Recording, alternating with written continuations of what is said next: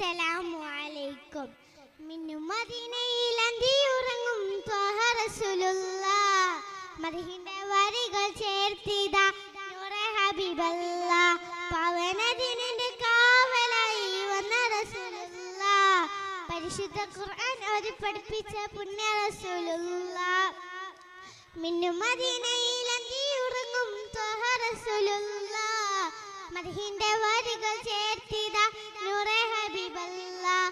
പവനദിനിന്റെ കാവലായി വന്ന റസൂലുള്ളാഹ്.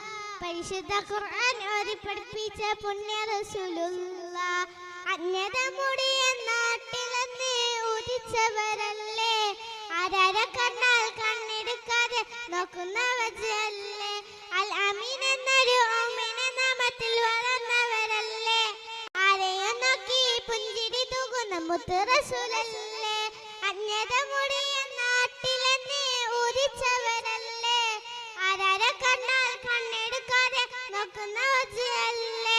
അൽ അമീൻ എന്നൊരു ഓമന നാമത്തിൽ വളർന്നവരല്ലേ, ആരെയും നോക്കി പുഞ്ചിരി തൂകുന്ന മുത്ത് റസൂലല്ലേ.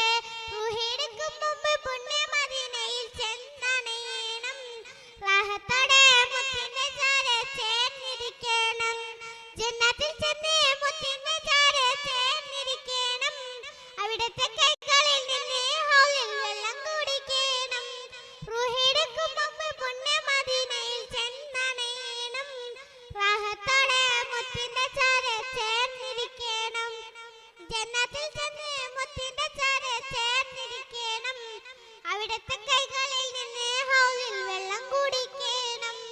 മിന്നും മദീനയിൽ അന്തിയുറങ്ങും ത്വാഹ റസൂലുള്ളാഹ്.